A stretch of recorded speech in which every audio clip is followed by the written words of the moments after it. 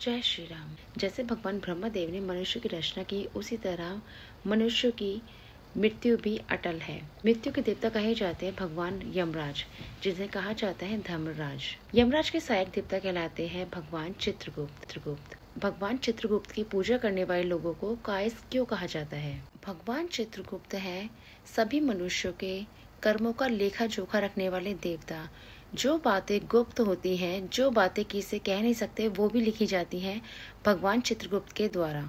मृत्यु के बाद मनुष्य के कर्मों के अनुसार न्याय भगवान चित्रगुप्त ही निश्चित करते हैं। भगवान ब्रह्मदेव एक तपस्या में बैठे थे। जब ब्रह्मदेव की तपस्या के बाद आंखें खुली, तब भगवान ब्रह्मदेव के सामने श्याम रंग, कमल नयन, शंख सी गर्दन, गूढ़ सिर, चंद्रमा के समान मुख वाले, कमल दबात और पानी हाथ में लिए हुए महाबुद्धिमान देवता खड़े थे। भगवान ब्रह्मदेव ने उस देवता से पूछा, आप कौन हैं?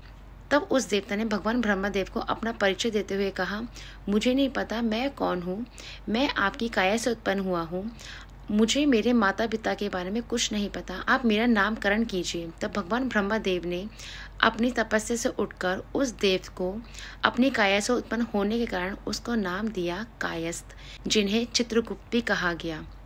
यही देव यमराज देव के सहायक देव कहलाए। ब्रह्मदेव ने चित्रगुप्त से कहा, आज से तुम यमराज देव के सहायक देव कहलाओगे। देव यमराज के लोक यमलोक में रहोगे। यम देवता ही तुम्हारी मदद से सभी जीवों का कर्मों के अनुसार न्याय निश्चित करेंगे। भगवान चित्रगुप्त को पूजा करने वाले लोग कायस्थ कहलाते हैं। भगवान चित्रगुप्त ही कहे जाते हैं कायस्थ मनुष्य के वंशज। भगवान चित्रगुप्त का नाम कायस्थ भी है, इसलिए उनकी पूजा करने वाले लोगों को कहा जाता है कायस्थ। भगवान चित्रगुप्त का कार्य प्रत्येक मनुष्य के गुप्त कार्य और प्रकट कार्यों के हिसाब से लेखा जोखा रखना है। यमराज देवता भगवान चित्रगुप्त की सहायता से ही प्रत्येक मनुष्य का कर्मों के अनुसार फल देते हैं। किस मनुष्य को स्वर्गलोक भेजना है, किस मनुष्य को नरकलोक भेजना है और किस मनुष्य को पुनर्जन्म में भेजना है। भगवान चित्रगुप्त कर्म के सिद्धांत के अनुसार ही निर्णय करते हैं। भगवान चित्रगुप्त को न्याय का देवता भी कहा जाता है। भगवान चित्रगुप्त का उल्लेख गरुड़ पुराण और अन्य कई पुराणों में मिलता है। भगवान चित्रगुप्त को न्याय और विद्या का देवता भी माना जाता है।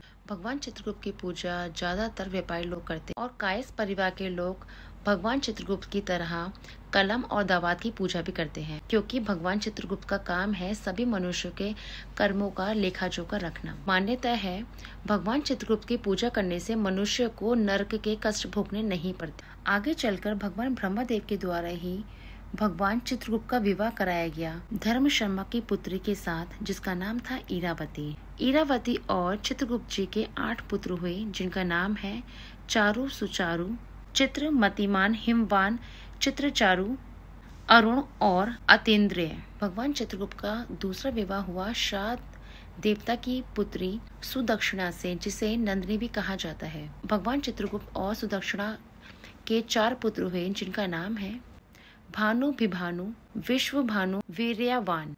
भगवान चित्रगुप्त के यही 12 पुत्र विख्यात हुए और यही पुत्र पूरे पृथ्वी तल पर घूमे और विचरण करने लगे। भगवान चित्रगुप्त ने अपने 12 पुत्रों को दुनिया भर में राज्य स्थापित करने के लिए भेजा। चारु जो कहलाते हैं माथुर, वह जहाँ रहे उस जगह कहा गया मथुरा। मथुरा नाम भगवान चित्रगुप्त के प्रथम पुत्र चारु के नाम पर ही रखा गया है, जो कि उत्तर प्रदेश में है। सुचारु गौड़ बंगाल को गए, जो गौड़ हुए।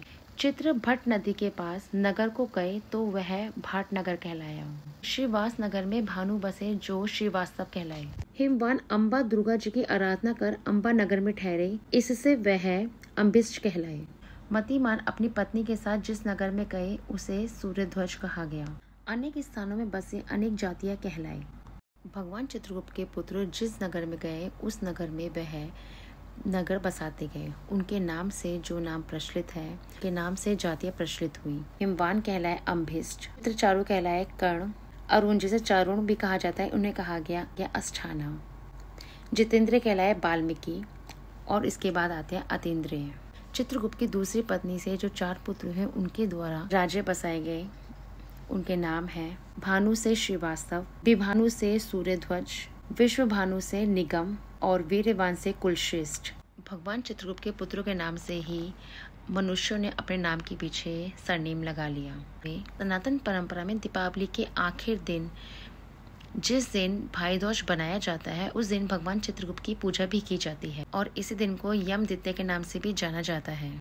ऐसा माना जाता है कायस्थ समूह उत्तर भारत के समुदाय है। भगवान चित्रगुप्त जी का एक मुख्य मंत्र है, ओम श्री चित्रगुप्ताय नमः।